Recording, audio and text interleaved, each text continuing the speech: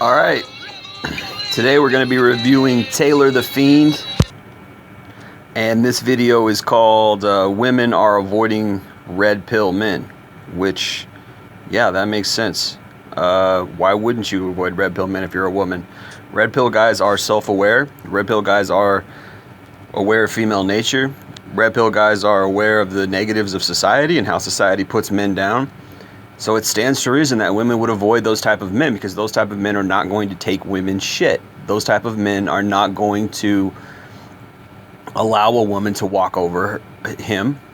They're not going to put her on a pedestal. They're not going to play into her hypergamy and play into all the BS that she represents, and that, you know, all her manipulation, right? So of course women are going to avoid red pill men. That just makes sense. So let's jump into this video real quick. I just want to share. I want to show you guys this. This is a great. This right here, Joe Budden podcast and Kevin Samuels special. This is a great video. You guys should go watch this. Kevin Samuels has been killing it, and he is on fire in this video. This podcast. I'd recommend everybody to go watch that. Anyway, let's jump into this. This is Taylor the Fiend, somebody who I follow in the red pill community, talking about women who are avoiding the red pill.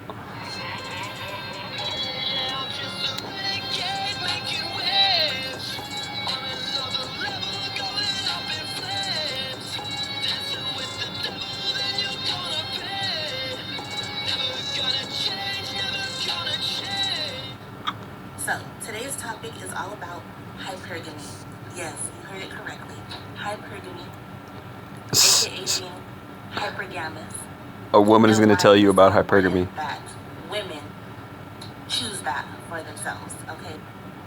God damn. What is going on, Warband? The narcissism in her facial. Look at that face. I'm so special. First of all, you're not even that attractive, right? I mean, I'm not really into black chicks, but you're just not that attractive, and yet you think you're this woman thinks she's a 20 out of 10. They all do, man. Look at their fucking facial expressions. We're hypergamous because we deserve it. It's Taylor the Fiend back again with another response video, and today we're responding to a video titled "The Surefire Way to Avoid Manipulative Red Pill Men." Now this comes as a suggestion.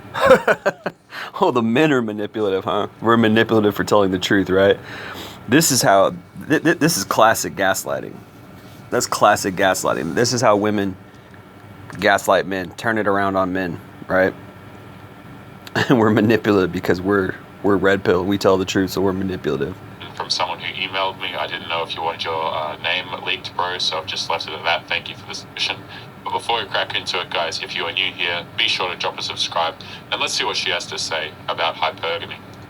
So, we're going to get into that, but before I do, let me just say that I did recently make a few videos touching on the subject of MGTOW, and those videos have really taken off, and there's a lot of men. Bro, look at all that makeup she has on. This woman is plastered in makeup. This is the type of chick that's like Cinderella. Like, when she first goes out, right, she's got all this makeup on, and she's all done up, and she's like a little, she's like a Christmas package, right? She's got all this packaging, right? And she thinks she's the total package, but without that makeup, bro, take this woman swimming, she'll go from a, I mean, she, first of all, in my book, she's not even a 5.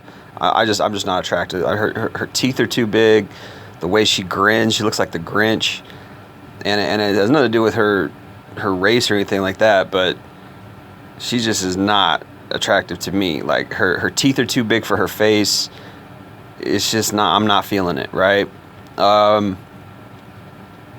look at all that makeup, man. And this woman thinks she's a 10. And she's on here talking shit about red pill guys, because red pill guys speak the truth. And this is why women are intimidated by red pill guys. But this is the type of chick, she's like Cinderella. Like, she starts the night out, she's all packaged up. By the end of the night, she's gonna change back into a whatever, right? Her makeup's gonna be all sweaty and off, and she's gonna be coming apart at the seams, right? This is the type of chick that if you sleep with her, like, you start to see all kinds of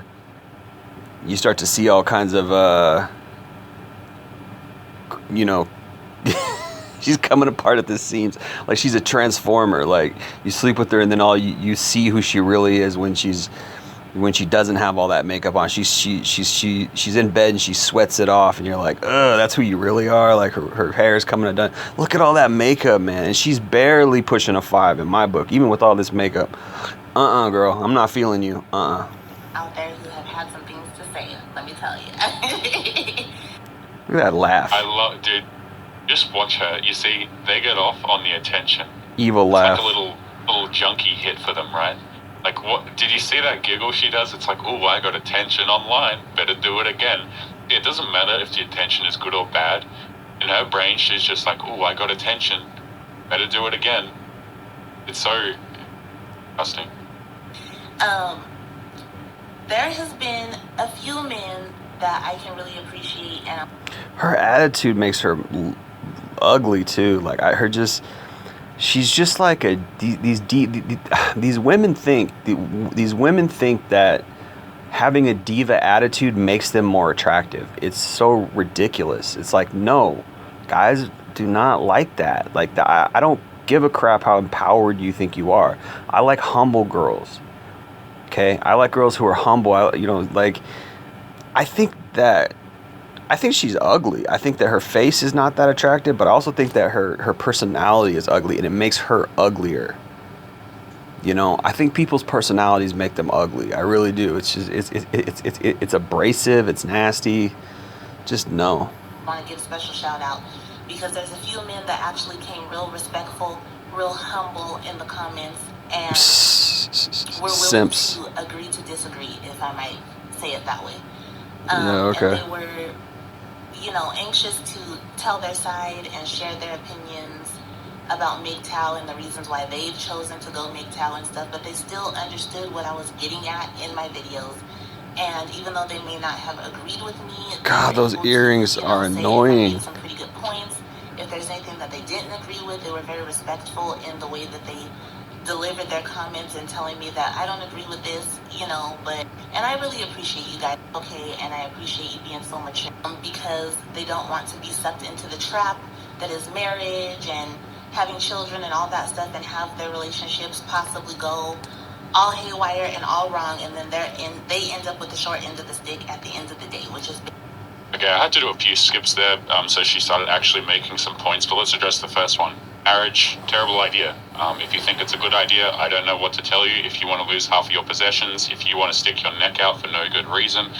All right, so when I was listening to this is something I somewhat disagreed with Taylor on because it's not 100% the case. I was thinking about this the other day, and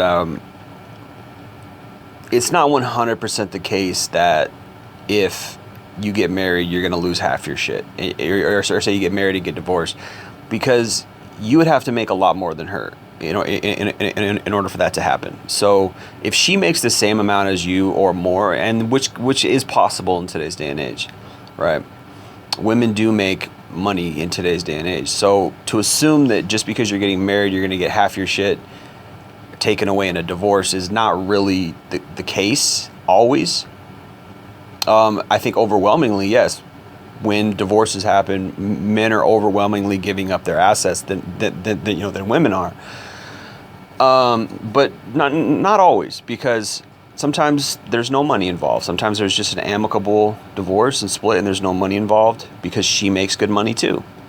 That can happen. So, I wouldn't say that 100% of the time you're going to get fleeced in divorce court, but divorce is never good on multiple different levels, right? Not just financially for men. You're welcome to do that. But again, and over here, men watching my videos, we typically understand marriage is a stupid idea. It's all risk for no gain, right? And I would also like to add to that if you are the type of man who is getting married, you have to understand why women select men to get married to, okay? It's not necessarily all risk and no gain. I mean, you gain somebody. If the woman is quality, if you can find a quality woman.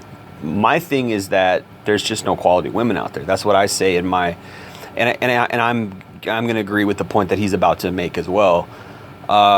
which is that women select men for hypergamous reasons. Women select men for resource reasons, and that's virtually mostly what marriage, really is. Yes, she's attracted to him.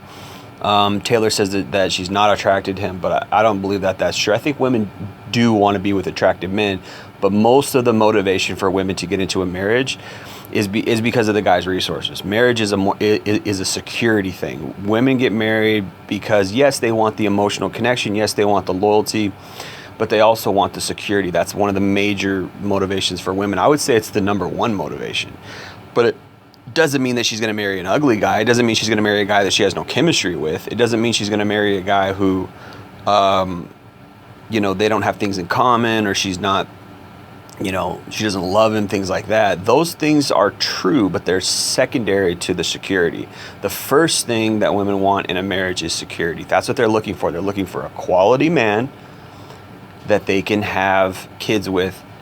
And a lot of times it's, I'd say 7, 8, 9 times out of 10, this is why they're choosing these guys to get into marriages with, because of hypergamy, because of resources, because the guy will be a good father. And a lot of times it's because the guy is very agreeable. He's amiable, he's docile, he's agreeable. And a lot of times he's a white knight guy. He's a nice guy, right? Women marry the nice guys. Believe it or not, people always say in the red pill community, oh, women don't like nice guys, woo, woo, woo. They do. They just don't want to have sex with the nice guys. They don't want to fornicate with the nice guys. They will settle down later on with the nice guys when it's time to settle down. That's when they choose the nice guys.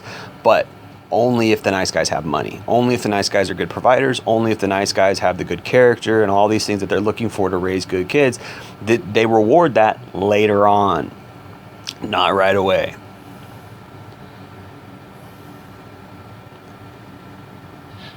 Married men.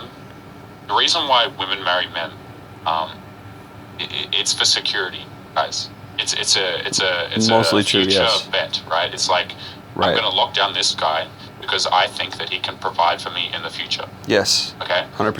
It's not a decision that's based off of attraction, unfortunately. So you guys are lied to it. That I disagree with. I do think the woman needs to be attracted to the guy. I do. It's just that attraction is secondary. Women will settle for a guy who's less attractive and who's just not that suave or not that smooth, or he's kind of goofy, or he's kind of too much of a nice guy. She's turned off by those things, but it's offset by the fact that he'll be a good father. It's offset by the fact that he's a good provider, that he's steady every day, day in and day out. He is taking care of business. This is what they're really looking for. That's that hypergamy. That's that security of that female nature, right? So they're not going to, most of the time they will not. I don't believe that most of the time women will settle down with a guy they're not attracted to. Occasionally you'll see it like with really rich guys.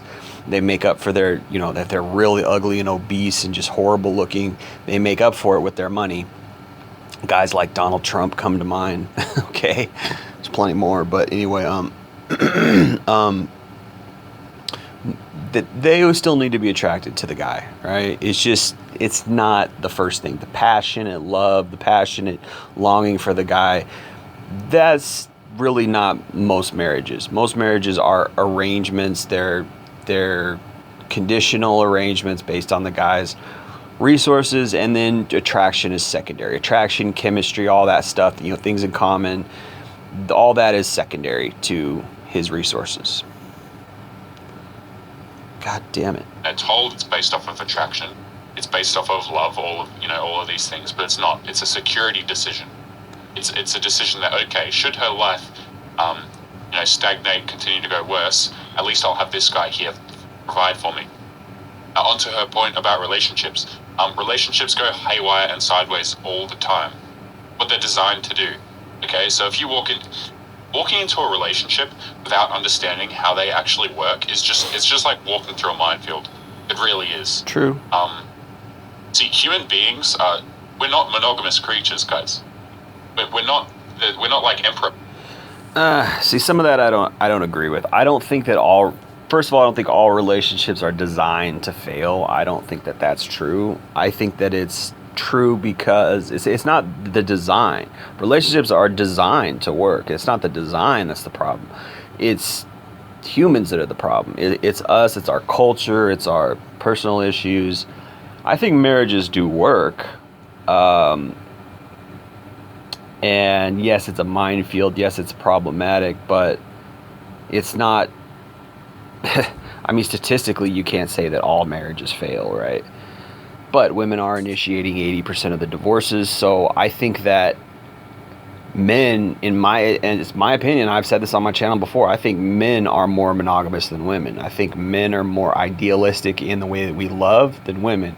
It's just that men are the ones who have the burden of performance. Men are the ones who have to sacrifice our bodies for work and our minds, and we have to sacrifice our freedom for a family, right? I mean, there's plenty of men who said fuck all that, and they just went and became poets. They just said fuck all that, and they just went and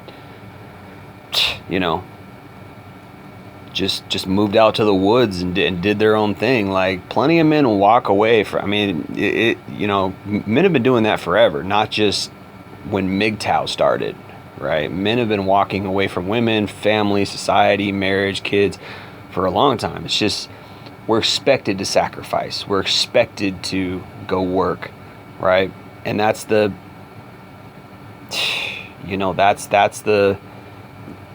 unfortunately, that's what the Matrix puts on us, right? That's what society puts on us. That's the expectations that, and this is why I always say so many men suffer in silence, because we're only loved and appreciated for what we bring to the table.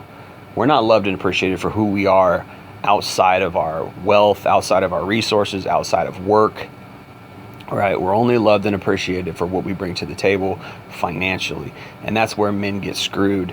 And I think that many men are just slowly dying inside, right? Because we're not really appreciated unconditionally, And so,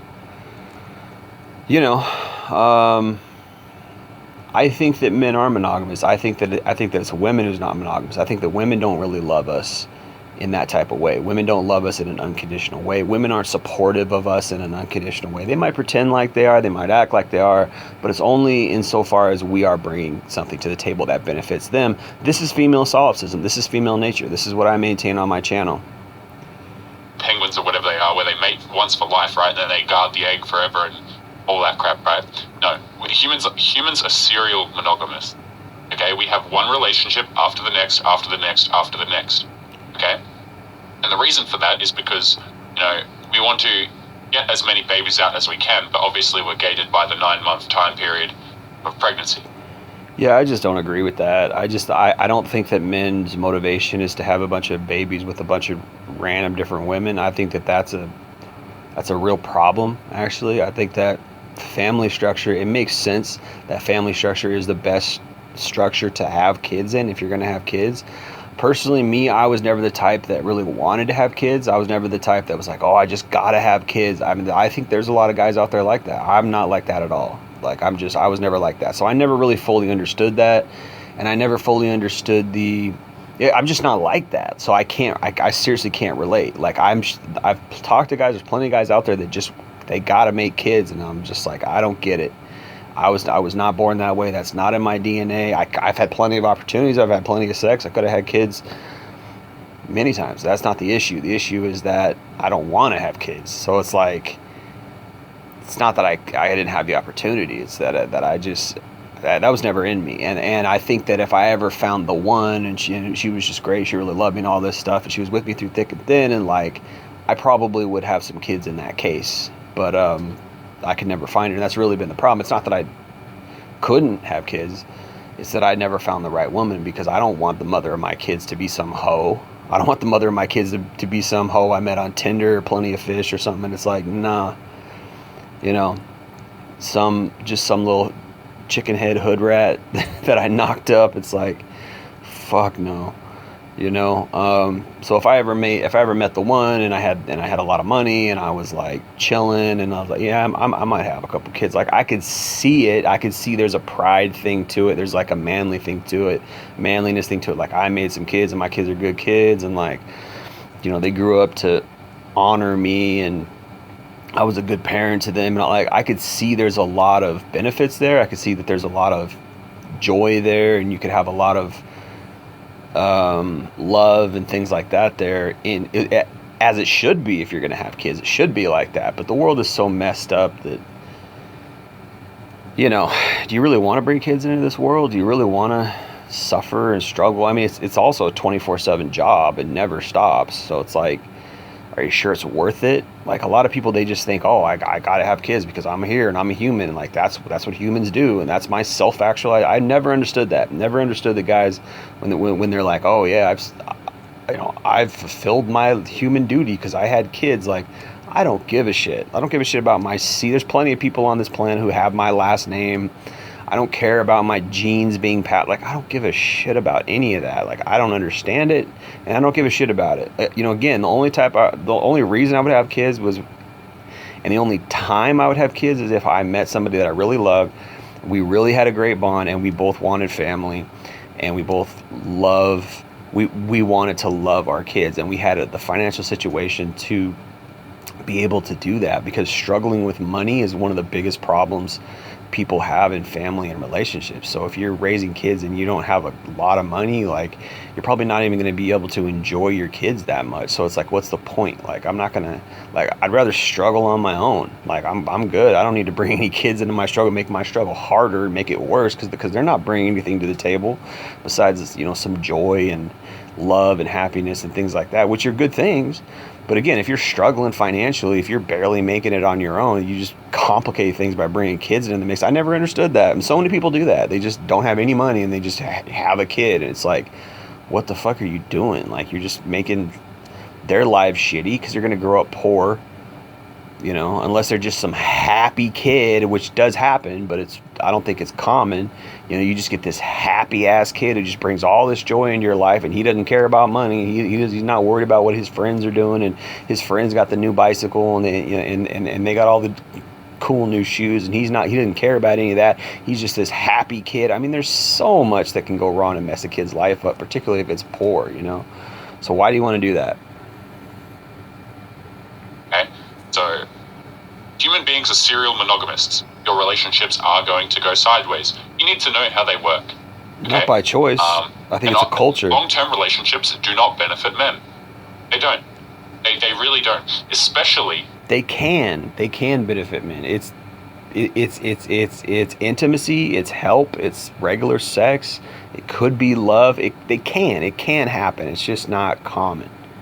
When women are hypergamous and encouraged to be hypergamous, because you're encouraging them to go and seek out that new, pretty shinier option. I agree with that. 100%. Okay, fine. But men aren't going to commit to a girl like that. Hopefully not. Hopefully not. It's a stupid idea. It's a poor investment. Hopefully not. It's a poor investment. Great. I agree with that. Basically, what being MGTOW is all about, just avoiding that, going your own way so that you don't get caught up with some diabolical creature that's going to take you for everything you got, you know? Yeah. That's it. I mean, for lots of men, you can't just make a statement like that, right? Because men come to MGTOW for different reasons. Like, for instance, a lot of men, they just don't like the court systems, right? Other men don't like the way relationship dynamics works. So you can't make that point because a lot of men go their own way just because of the government, right? It's all of it. They don't want to be involved in the government. They don't want to have anything to do with the government getting into their pockets or into their lives, which is fair enough, right? In a nutshell. So let's talk about the other spectrum of that from a woman's point of view. What is so important that we as women do to ensure that we don't get caught up with some of these type of men that have that mindset? Because some of these men out here have the mindset that women are only good for laying on their back and cooking their meals and keeping their mouth shut. You know what I'm saying? There's a couple people in my comments that said real. Yeah, because you're not bringing anything else to the table. You don't have good personalities. You're not truthful. You're not loyal. You're hypergamous. A second ago, you were saying hypergamy is a good thing. So why the fuck would we chase you. See, women are just so twisted. You know, they'll want a guy to be loyal to them, but they want to exercise their open hypergamy. They want to exercise their options. So if I find someone better because I'm a woman, because I'm special, then that's all good. It's okay. I can go jump on the next guy. But if a man's not loyal, then, you know, the whole world's got to stop. He's got hell to pay, right? It's just this twisted, and look at her, like, she doesn't even know how twisted she is. That's the sad part. That she doesn't even get, like, she can't even see her own hypocrisy. Women cannot see their own hypocrisy. They're just so egotistical and narcissistic that they can't. They won't even allow themselves. Oh, you know what? You're right. I'm being a hypocrite. You know what? You're right. I got double standards. They can't do that because they're not designed to be accountable. Society does not make them accountable, but men have to be accountable. We have to back up the shit we're talking. We have to back up with actions everything we do. Women do not. Really crazy stuff like that. And there's a lot of men that are out here just running through women, going rampant because they have absolutely no respect for us, no regard for our feelings. Why would we? You don't respect us or have regard for our feelings. Why would we respect you or have regard for your feelings? Unless a man is a 10 out of 10 in looks and he's rich, women don't give a shit about us. We're invisible. So why should we respect you? I mean, I'm a cheerleader for those guys running through women. And I know when I had my opportunities, I did it. When I have my opportunities now, I do it. Because what? Because that's all you have to offer is sex. And that's the thing that you're keeping from us because you know that's your value system. Sex is currency. So why wouldn't I take advantage of it? Why wouldn't these guys take advantage of it? Why would we? You want us to respect you? I mean, get the fuck out of here. You don't respect us unless we got money. You hypocrite. No, here's the thing. Men are running rampant through body counts because, okay, fine. You can say they don't have respect for the women, sure. But how about thinking about it like this? The women don't have respect for themselves either. There you go. Okay, it takes two to tango. You're making a decision, like with the man, and you want... Because they're always blame shifting. They can never take accountability. They're always blame shifting. Oh, he used me. Well, you opened your legs. You allowed yourself to get used. You didn't make him put a ring on your finger before you had sex with him. To take no accountability, excuse me, in that decision. Not going to happen. It takes two to tango.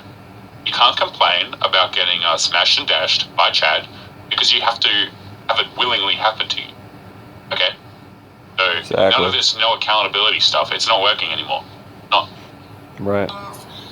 None of that, you know what I'm saying? And they could care less whether they're MGTOW or not. There's just men out here doing this. And so how are we as women going to protect ourselves and make sure that we are always seen as the prize and make sure that we are getting with somebody who knows that we are the prize? Narcissism. Okay, you want to go with a man? She's so twisted. She doesn't even understand herself. So essentially what you're doing, lady, is you are pigeonholing women and yourself to only be with that nice guy, to only be with that beta male, that weak beta male provider who lets you walk all over him and puts you on a pedestal. And I think she even says that in a second. She says, oh, we want to be with the guys who put us on a pedestal. Yeah, but you're not. Those guys aren't high value because those guys put your happiness and your value before their own value. And honestly, women are not attracted to that. And they end up in these dry, passionless marriages with these beta males because they sabotage themselves. Because you want to be a diva, you want to be a queen so bad that you sacrifice quality men. Because quality men are not going to let you have your way. Quality men are not going to put you on a pedestal like that. Quality men will love, honor, and respect you, right? But they're not going to put your happiness above their happiness. They're not going to let you manipulate them and placate them and walk all over them and lie to them and gaslight them. No, they're going to call you out on your bullshit. And what she's essentially saying is that I'm avoiding red pill men, I'm avoiding MGTOW men because they tell the truth. Because they're not worshiping the ground I walk on. That's essentially what she's saying. And I mean, this woman is sick. This woman is just sick. Like, you have to be sick to not see your own, you know, your shit stinks too, lady. Okay? You know? He thinks you're the prize. Sure, but you're not going to be attracted to him. Sexually, at least. You're not. Passionless. You can sit here and say on camera that you will be, that that's what you're attracted to, but you're not attracted to that.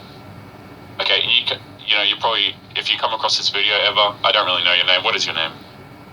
Ebony. If you ever come across this video, you're going to think, oh, well, I know what I'm attracted. How could he know what I'm attracted to better than I do?